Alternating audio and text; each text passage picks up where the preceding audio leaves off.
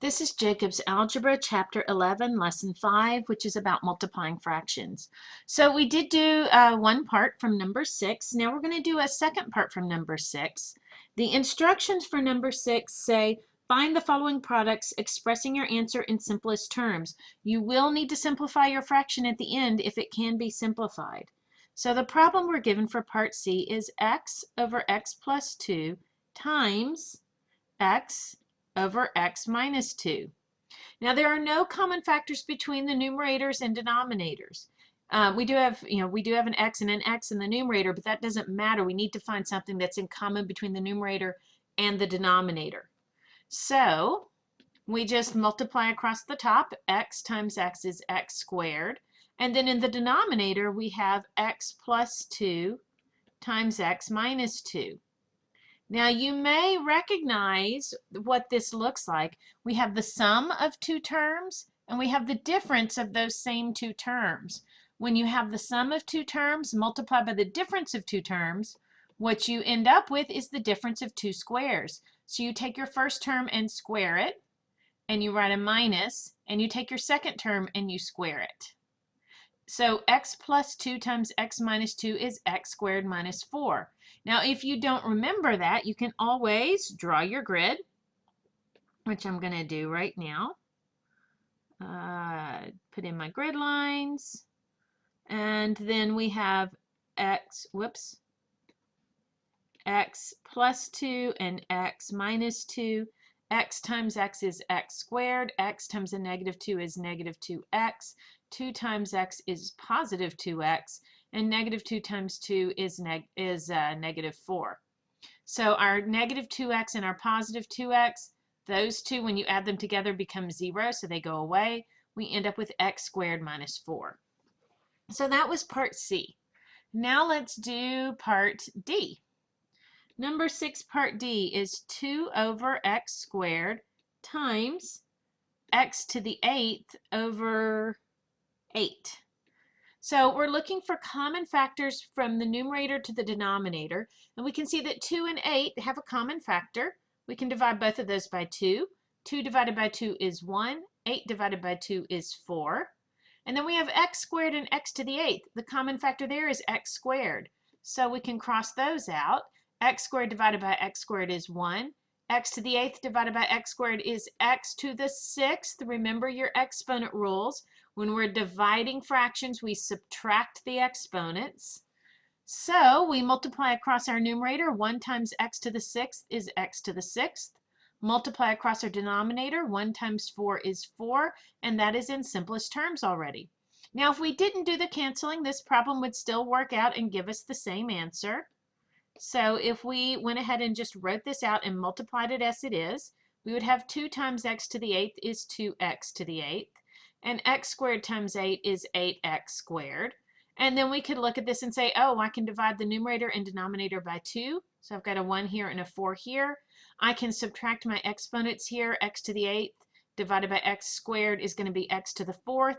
And so I have 1 over 4 times x to the 6th, or x to the 6th over 4. So you would end up with the same answer either way. Okay, let's hop down and try part F. Part F is x plus y over x minus y. And we're going to multiply that by x plus y over x minus y. Now we have no common terms that cross the numerator and denominator. So what we need to do is put the product of x plus y times x plus y in the numerator. And so this is a binomial square. And when you have a binomial square, you square the first term, which is x.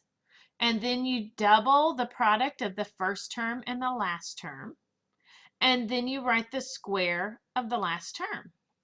For a binomial difference, we square the first term. We double the product of the first term and the last term, and it's negative. And then we write down the square of our last term. And that's as far as that goes. We can't do anything more for part F. So now we're going to do one more part from number 6. Let's do part H. That is x squared plus x over, over x squared times x over x cubed minus x. Okay, there's a whole lot going on here. What I would do first is try factoring what we have. In this numerator, we have x squared plus x. We can factor that as x times x plus 1. Denominator, we've got x squared again. We're going to multiply that by x over, we have x cubed minus x in the denominator. We can factor that to x times x squared minus 1. And now you can see we have this x and this x that just cancel. We have an x here and an x squared there. This x will cancel out one of those x's so that we end up with just an x in the denominator. So when we multiply this, we get x plus 1 over x squared minus 1. But x squared minus 1 can still be factored. Notice that's a difference of 2 squares. So I'm going to rewrite my numerator, x plus 1. My denominator can be factored into x plus 1 times x minus 1. And then you can see we have a common factor in the numerator and denominator. X plus 1 can cancel out. And what we end up with is 1 over x minus 1. So that was number 6. And this is just like number 10 that I assigned as homework. It's all finding products for this problem.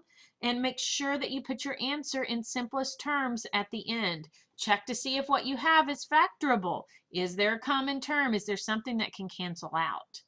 Okay, so now stop the video and do number 10, and then come back so you can see how the last problem works. Okay, so number 7 is the last problem for this lesson. Number 7 says find the following products, expressing your answers in simplest terms. Look for common factors first. Now this is just like number 11 that I assigned as homework. So make sure that you work number 11 after you've watched this problem. So I'm going to write out the problem. We have xy minus x, and that's divided by 2x plus 2y. And we're going to multiply that by x squared plus xy over y minus 1. So what we need to do is take each fraction that we have and factor it. So my first fraction in the numerator, I have xy minus x. There's a common term of x there, so I can write the numerator as x times y minus 1, because x times y is xy, x times negative 1 is negative x. The denominator has a common term of 2, so I can write 2 times x plus y. Now I'm going to write my other fraction. The numerator, x squared plus xy, has a common term of x. So I'm going to write x times x plus y. My denominator is just y minus 1. Now we see if we have things in the numerator that can cancel with things in the denominator. We have a y minus 1 here that can cancel with this y minus 1. So those both become 1. I have an x plus y in this denominator that cancels with the x plus y in that numerator. And so what we end up with here is just x squared over 2. Because we have x times x in the numerator, and in the denominator we just have a 2. Okay, so now let's look at part C. Part C is 3x minus 12 over x squared minus 16. And we're going to multiply that by x squared plus 8x plus 16 divided by 4x plus 16. So I'm going to start by factoring my first numerator. The common factor there is 3. So I'm going to pull out the 3, and we have x minus 4. 3 times x is 3x. 3 times negative 4 is negative 12.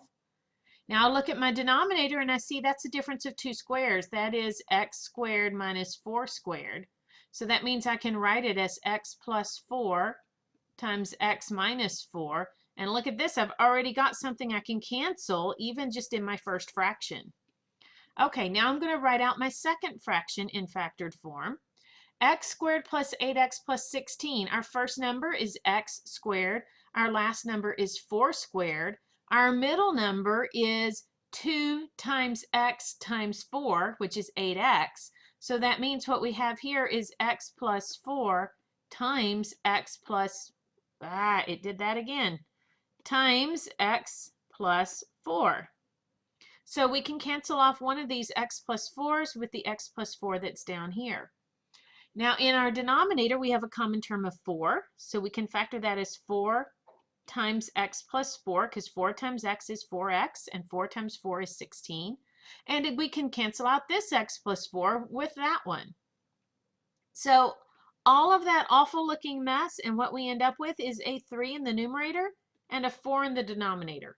That whole mess up here is actually just 3/4. So that is it for this lesson.